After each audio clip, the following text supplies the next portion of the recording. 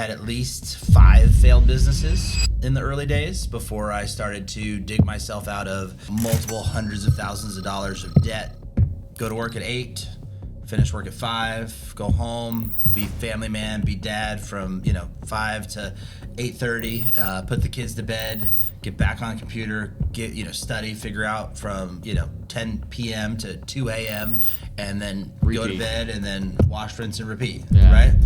Days off, what are those? Right? Yeah. Vacations, they're working vacations, right? Like this is the life of, that's the, everyone wants to show the watches and the fancy cars and all the fun stuff, right? But, very few people explain it's like the early years, you don't get any of that. If your partner, spouse, girlfriend, boyfriend, whatever, doesn't support the grind and wants work-life balance, then you're in fucking trouble. Yeah. Welcome to the Unstoppable CEO podcast, where we engage, equip, and empower leaders to create their next best through the mindset, skill sets, and habits. I'm Dr. Paul Reed, your host, entrepreneur, chiropractor, and coach. Each week, I sit down with world-class leaders, innovators, and visionaries to uncover the principles and practices that keep them moving forward, no matter the obstacle. Because here's the truth, being unstoppable isn't about never falling down. It's about rising up, refocusing, and taking the next bold step. So whether you're here leading a team, scaling a business, or simply pursuing personal growth, you're in the right place. Let's dive in and discover what it takes to become unstoppable. Hey everybody, Dr. Paul Reed, another episode of the Unstoppable CEO, where we're engaging, equipping, and empowering you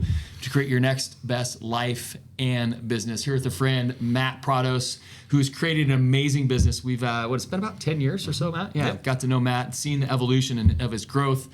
Has developed a SaaS program that is doing over 20 million in revenues annually across multiple platforms. So just stoked to be able to dig into his mind, figure out some of the mindset and the rhythms and the habits that he's developed in order to allow him to scale and build that much. So brother, thank you for being here first and foremost, and being a supporter of all the things that I do. I appreciate you for that. Give the audience a little bit of background on Matt Prados, the dude, the man, the myth. Sure. How he's developed into who he's become, man. Awesome. Yeah. Appreciate you having me. Aloha, everybody. My name is Matt Prados. Started my entrepreneurial career 20 years ago or so. Okay. Yeah. And, I think what's important for most people to understand about success is it doesn't happen immediately, and it usually doesn't happen very fast. It actually happens, it takes a lot longer than most will admit. So I had at least 5 failed businesses in the early days before I started to dig myself out of multiple hundreds of thousands of dollars of debt, even had a foreclosure on our house, really lost everything, had to start over, had to learn to live life on a cash basis, which I think is one of the most important rules that an entrepreneur should learn, because once you know how to not burn money, all your money, and you actually make a profit in order to survive, that's like business 101, right? And so that's a discipline, a muscle that everybody should flex, but built on a pile of failures, I have found success, and the success that very few people in the world today find, and so happy to share some of those mindset with you guys now. So yeah, cool. So jumping into that. So congrats, by the way, and you're right. The cash, learning to live on the cash that you're making, and not I see that in the entrepreneur space, like, I have cash in the bank, so everything's good. Well, it's really not, because you don't know your overhead and your margins and all those things. So let's get to that first. But so to just share with everybody, maybe what's some mindset skills that you learned while you grew through those pain points of having some failures before you mastered the one or grew into this one? Yeah, learning to love the grind, right? I think so you need to work. Oh, you're gonna work. It was like, get up, go to work at 8, finish work at 5, go home, be family man, be dad from 5 to 8:30, put the kids to bed, get back on the computer, study, figure out from 10 p.m. to 2 a.m. and then go to bed and then wash, rinse, and repeat. Yeah. Right? Days off, what are those? Right? Yeah. Vacations, they're working vacations. Right? Like this is the life of, that's the, everyone wants to show the watches and the fancy cars and all the fun stuff, right? But very few people explain it's like the early years, you don't get any of that, right? So you have to endure the pain and uncomfortableness, and you have to have a support system that allows that, right? If your partner, spouse, girlfriend, boyfriend, whatever, doesn't support the grind and wants work-life balance, then you're in fucking trouble, Yeah. bro. Like, It's funny you bring it up because we've actually I've gone that direction with every conversation I've had on the podcast here, and that relationship with your spouse is so critical in your combined, because it's not just your business, it's her business, right? Yep. In your guys' success, and having those understandings, like today you're taking the kids because I'm doing this, and I'm going to go grab groceries on the way home because I'm doing this for you, and being able to, I say you got to connect, communicate, and collaborate regularly, and know who's doing what, and have that alignment so that you guys can create that next best thing. Because if you don't have that alignment, it's just going to be short term, and as you said, everything's going to crash and burn and create problems. So awesome. So daily habits, man. So tell me, obviously, like you said, success is just getting up and grinding and doing the work. Yep. And it's repeat until you arrive. But tell me, like, some of the habits, the disciplines that you've built in your life to be able to do those things. Hey, Dr. Paul here. If you're enjoying this episode, give us a follow, check us out on social, and see the show notes for more information on how to connect with me. Yeah, so I mean, in the early days, it wasn't workouts and cold plunges and anything. It was like I was eating garbage. I was just doing what I had to do to survive, right? But that only gets you so far, right? And so the sooner you can get into the good habits, the sooner you can get into working out. I like to work out every single morning. I want to hit an hour in the gym before I work because, once I stress the body enough, the mind becomes clear on what needs to be done for the day. Staying hydrated is super important. I pound the electrolytes. I think that's a big piece of just a very simple health thing that anybody can do. Yep, take them every day myself. I'll tell you, I did blood tests a couple years ago, and they told me I was dehydrated, and this was after doing 75 hard, drinking a gallon of water every day, and I was like, that doesn't make any sense. I'm drinking a gallon of water, right? And are you taking electrolytes? It's like, no, well, your body's not processing the water. So even though I was drinking a gallon, I was dehydrated. Wow. The minute I put electrolytes in, changed the game, right? So super easy. Reading, super important. Continuing your education, whether it's podcast, audiobook, whatever, right? One of the questions that served me the best over the years is I would look at where I am and I would say, what don't I know to get to where I want to be? Yeah. Because there's something I don't know.